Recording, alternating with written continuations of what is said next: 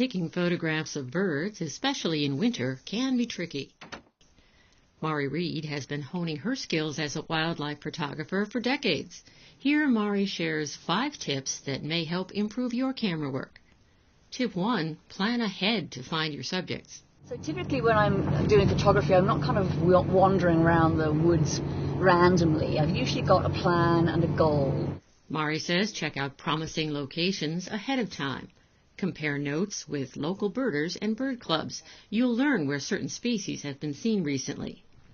Think like a bird. For them, finding something to eat is job 1.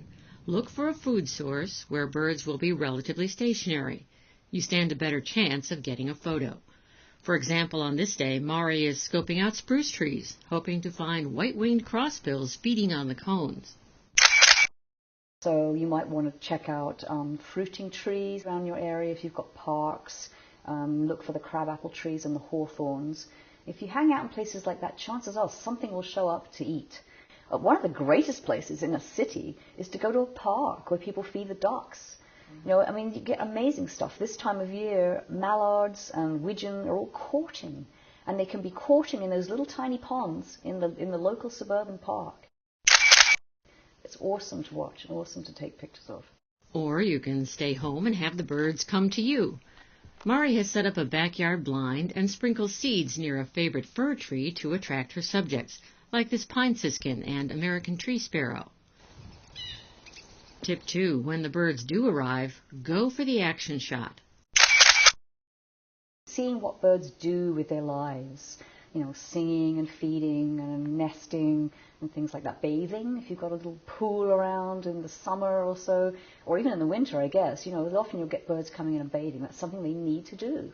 And it's cool to see that stuff. Much more interesting than seeing them just sitting on a stick. Tip 3, use a high shutter speed. To capture the action, Mari recommends setting your digital SLR camera to a fast shutter speed by using a high ISO. The faster the shutter speed, the better chance you have of capturing movement without blur.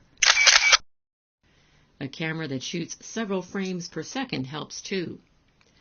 One of the challenges of winter photography in some parts of the country is getting the right exposure for a snowy scene. All that white can fool your camera's meter and make your pictures too dark if you rely upon the automatic exposure feature. So tip 4, set the exposure manually, as Mari explains.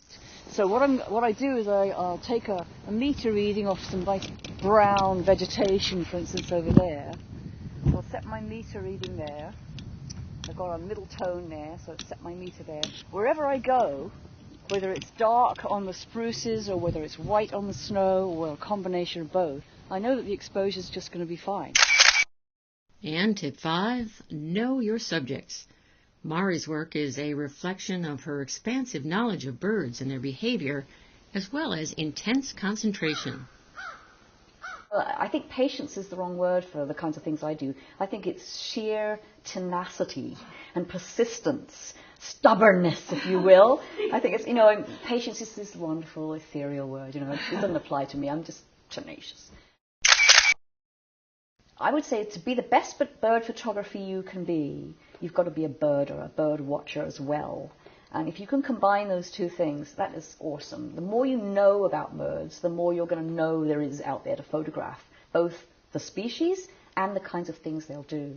So just learn as much as you possibly can about birds themselves. And your photography will absolutely reflect that. Yeah.